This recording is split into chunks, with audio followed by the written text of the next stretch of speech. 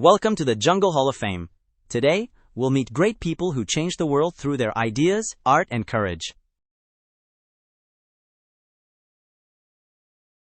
Thomas Edison invented the light bulb and brought light into people's homes.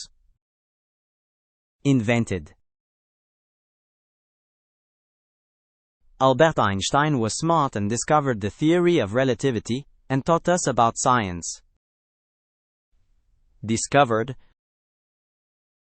Taught. Frida Kahlo painted colorful pictures of her life showing strength and emotion. Painted. Helen Keller learned to read and write, even though she could not see or hear. She taught us and helped us. Taught.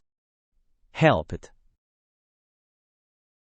William Shakespeare was a great writer. He wrote many plays and poems and changed the English language.